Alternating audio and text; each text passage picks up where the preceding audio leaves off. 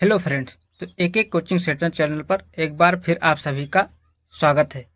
तो आज हम लोग देखेंगे भारत का संविधान में जो शॉर्ट महत्वपूर्ण प्रश्नों को देखेंगे और जो अति लघुत्तरीय और लघुत्तरीय प्रश्न आते हैं इसमें हम आज 3-4 क्वेश्चन को कवर करेंगे और आप लोगों को मौलिक अधिकारों के बारे में और भारतीय संविधान के कुछ नीतियों के बारे में पता चलेगा। तो चलिए बिना देरी किए आज के वीडियो को हम लोग शुरू करते हैं। तो आज हम देखेंगे भारत का संविधान। भारत का संविधान में प्रश्न के जो लघुत्तरीय प्रश्न आते हैं उसको हम लोग देखेंगे। भारत का संविधान के बारे में हम लोग देखेंगे और जो लघुत्तरीय छोटे क्वेश्चन आते हैं उस पर हम प्रकाश डालेंगे। तो दोस्तों ये एलएलबी और बहुत सारे प्रतियोगी परीक्षाओं में यूपीएससी एसएससी सभी प्रतियोगी परीक्षाओं के लिए पूछे जाते हैं। खासकर एलएलबी वाले स्टूडेंट जो बीए एलएलबी और एलएलबी 3 साल वाला और 5 साल के लिए कर रहे हैं तो उनके लिए भी ये महत्वपूर्ण है। तो इसमें प्रश्न नंबर 1 दिया गया है। प्रश्न नंबर 1 है कि उद्देशिका भारतीय संविधान का प्रवेश द्वार है, विवेचना कीजिए। उद्देशिका भारतीय संविधान का प्रवेश द्वार है, इसकी क्या कीजिए, विवेचना कीजिए। ये क्वेश्चन दिया है और इसमें बताया है क्या इसे संशोधित किया जा सकता है, क्या इसे संशोधित किया जा सकता है। तो चलिए आइए बिना देरी के इसका हम लोग उत्तर देखना शुरू करते हैं। तो देखिए उत्तर दोस्तों कि न्यायाधिपति सुब्बा राव ने, इसका हम लोग उत्तर देखेंगे।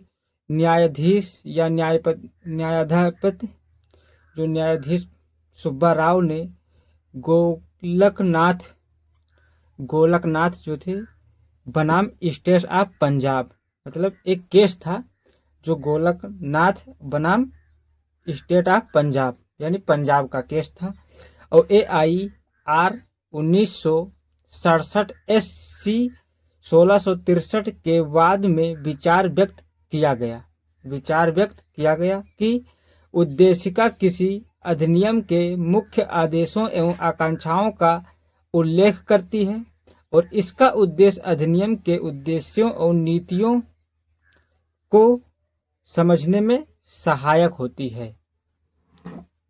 तो आगे का हम लोग देखेंगे। इनरी बेवारी यूनियन AIR 1960 का एक केस था।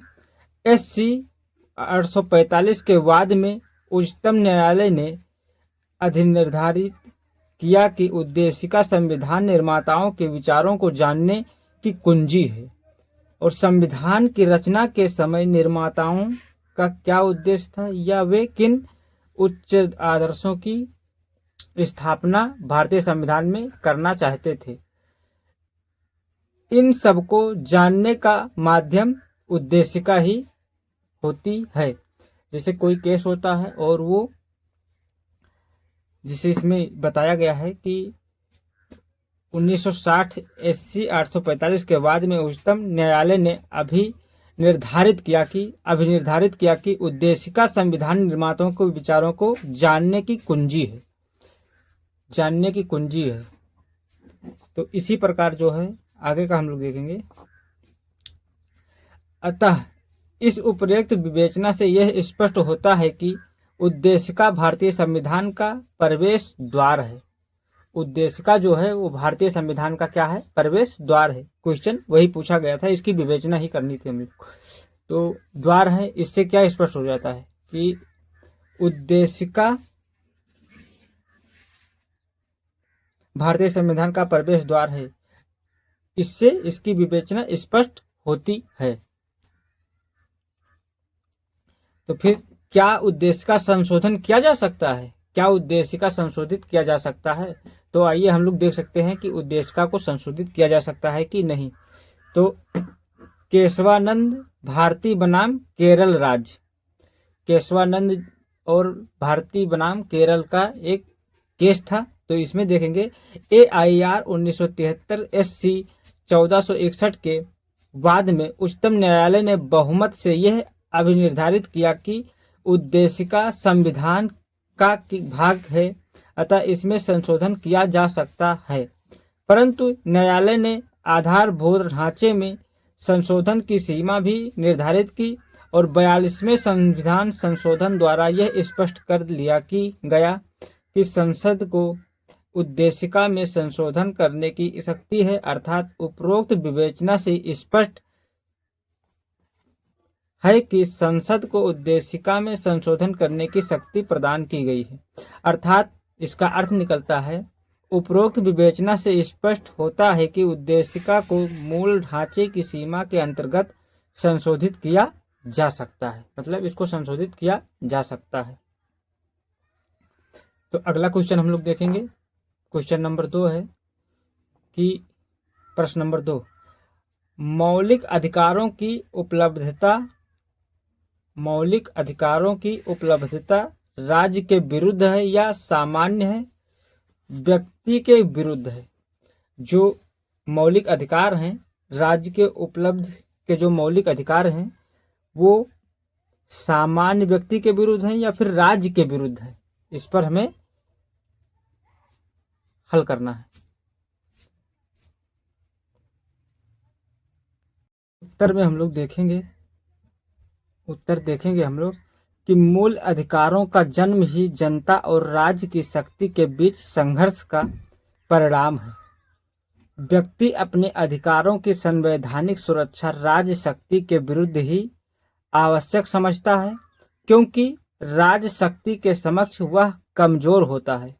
और भारतीय संविधान के भाग 3 में, जो भारतीय संविधान है उसके भाग 3 में प्रदत्त मूल अधिकार और राज्य शक्ति के विरुद्ध गारंटी किए गए हैं, उसमें बताया गया है, न कि सामान्य व्यक्तियों के अवैध कृत्यों के विरुद्ध। व्यक्तियों के अनुचित कृत्यों के विरुद्ध साधारण विधि में अनेक उपचार उपलब्ध हैं। साधारण विधि में तरह तरह के उपचार उपलब्ध कराए गए हैं। इसके अतिरिक्त वह दूसरे व्यक्ति के विरुद्ध उतना असहाय अशक्त नहीं होता है जितना कि होना चाहिए। असहाय नहीं होता है जितना कि राज्य शक्ति के विरुद्ध, मतलब जितना राज्य शक्ति के विरुद्ध होता है उतना जो असहाय और सामान्य होते हैं उनके लिए उतना अशक्त नहीं होता है। यदि अनुच्छेद 12 में कहा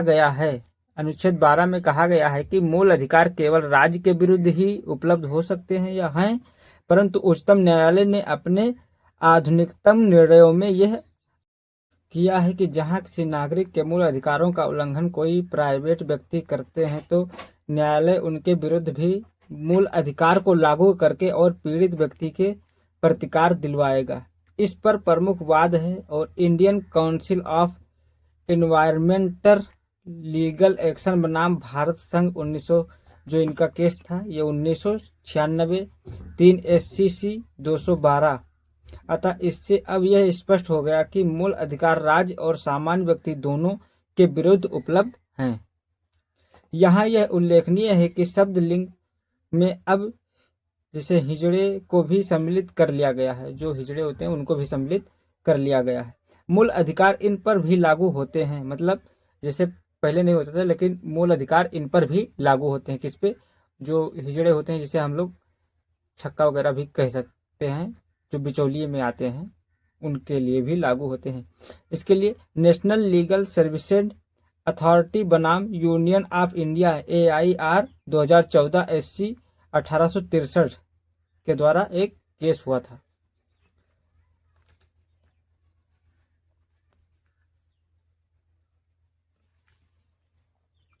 अब हम लोग देखेंगे प्रश्न नंबर 3। 2 क्वेश्चन हो गया, प्रश्न नंबर 3 देखेंगे। मूल अधिकार और नीति निर्देशक तत्वों के बीच अंतर स्पष्ट कीजिए। मूल अधिकार एवं नीति निर्देशक तत्वों के बीच अंतर स्पष्ट करना है। तो हम लोग देखेंगे उत्तर में कि मूल अधिकार और नीति निर्देशक तत्वों के मुख्य अंतर निम्नलिखित हैं। कई प्रकार के अंतर पाए जाते हैं, जो कि पहला अंतर में कि मूल अधिकार वाद योग्य हैं, जबकि नीति निर्देशक तत्व वाद योग्य नहीं है। जो मूल अधिकार है वाद योग्य है और नीति निर्देशक तत्व वाद योग्य नहीं है। दूसरा है, मूल अधिकार कतिपय कभी भी विद्यमान अधिकारों को सुरक्षित रखने के लिए कुल स्थिरता का निरूपण करते हैं, जबकि नीति निर्देशक तत्व कभी भी लक्ष्य की ओर एक गतिशीलता का निरूपण करते हैं। अगला हम लोग देखेंगे भाग 3 का संबंध व्यक्तिगत स्वतंत्रता के क्षेत्रों में और राज्य द्वारा उन पर रोक लगाए जा सकने की सीमा या सीमा से है, जबकि जो भाग 4 का संबंध उन सकारात्मक कर्तव्यों से है जिनका भार सामाजिक और आर्थिक न्याय के आदेश को प्राप्त करने के लिए राज्य पर डाला गया है। ये तीसरा हो गया। और हम लोग देखेंगे कि चौथा जो अंतर, मूल अधिकार का प्रयोजन समतावादी समाज की स्थापना करना है और नीति निर्देशक तत्व का प्रयोजन सामाजिक और आर्थिक लक्ष्य निर्धारित करना होता है।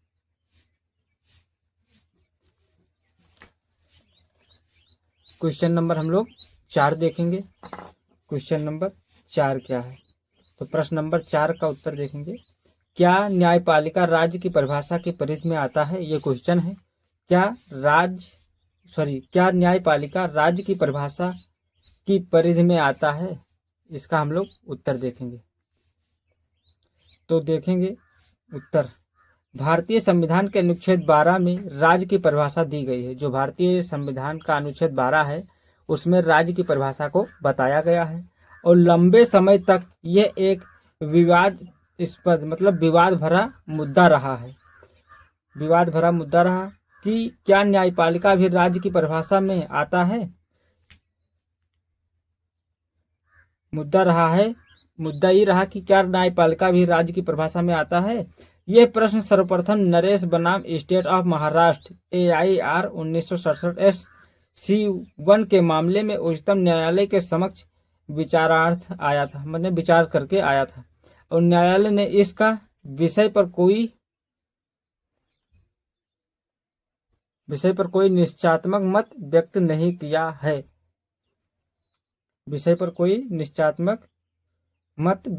किया है।